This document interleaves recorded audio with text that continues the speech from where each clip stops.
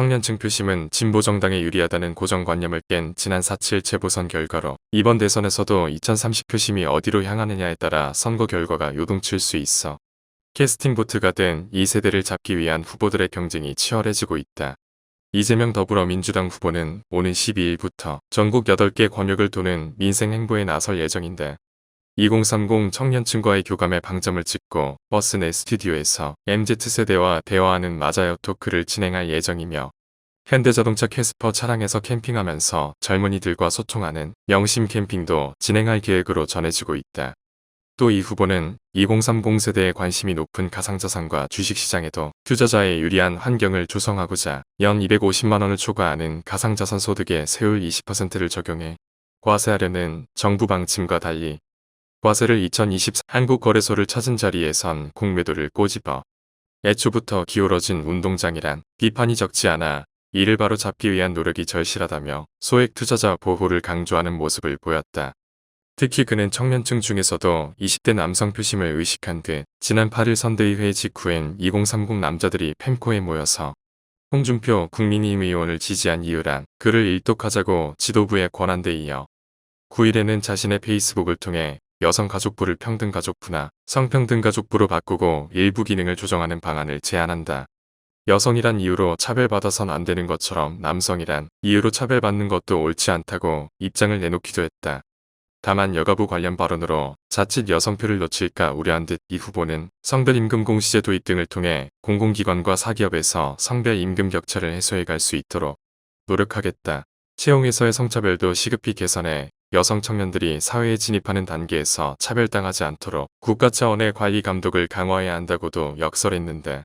마찬가지로 2030 표심 공략에 나선 윤 후보 역시 비슷한 목소리를 이어가면서 청년 표심 잡기에 열을 올리고 있다.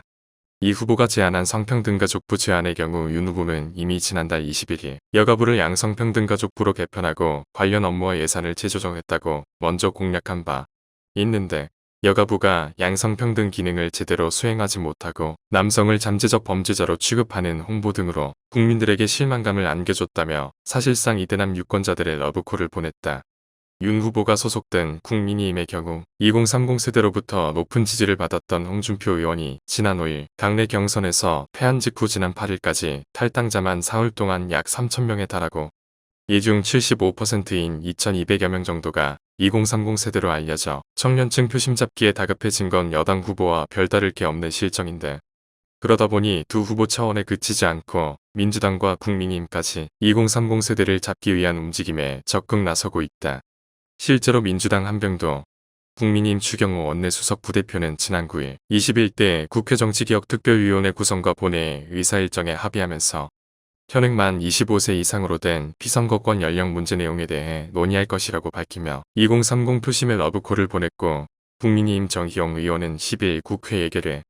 전체 회의에서 코인 거래 상당 부분은 청년층이 차지하고 있는데 과세를 무리하게 할 필요가 있느냐고 발언하며 정부의 사실상 가상자산 과세를 유예하라고 압박하기도 했다. 그럼에도 불구하고 MBC 의뢰로 코리아 리서치 인터내셔널이 지난 6에서 7일 전국 유권자 1000명에게 실시한 차기 대선 후보 가상 대결에서 윤 후보를 지지하는 18에서 29세는 22.2%,